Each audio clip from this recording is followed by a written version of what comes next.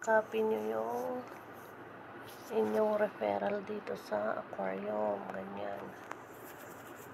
So, ito naman yung pag pindutin mo lang si aquarium, so may ads yung lalabas. Dahil yung ads na yan 5 seconds lang naman. Skip.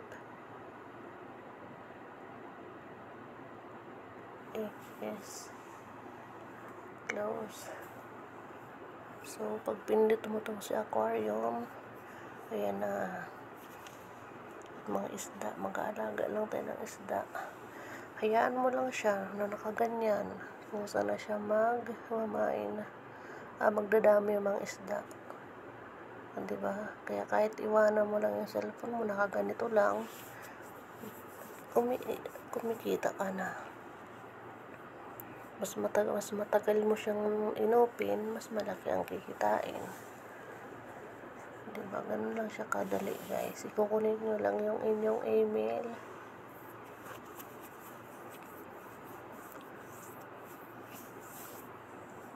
So,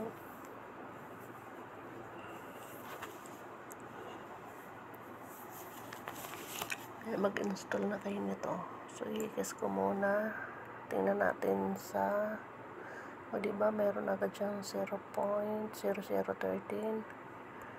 Oh, great. Pag ma-pay out, click natin to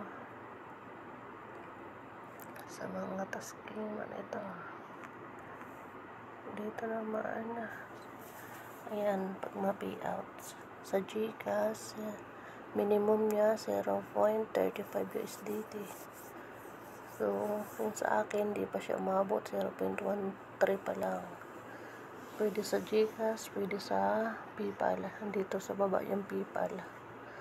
Itong iba naman sa ibang lugar to. So, may payer. Diba? So, sa GCash lang tayo, tsaka sa PayPal. Pwede mag-pay out. Ganun lang siya kadali, diba guys? Kaya, mag-install na kayo. Hayaan nyo lang naka-open. Ano to? Get reward. Start. Play and download the apps from the ads. Play ads. Ano to?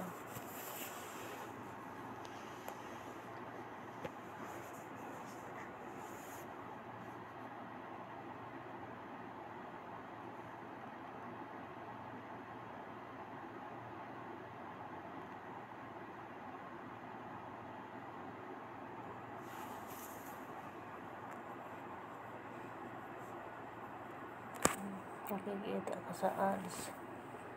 So, ganun lang siya, guys. Isi-aquarium mo lang siya. Pagkatapos ng ads, magkukusa na siya normal lang yan na ads, kasi yan ang diyang kumukuha ng pambayad sa atin, ang may-ari ng application na ito. Diba? So, start na siya sa ayan.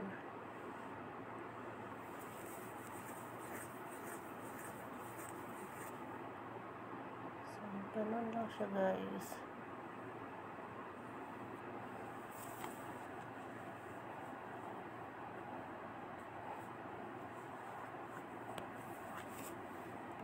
Diba? So, end naman ulit. 0.8 agad.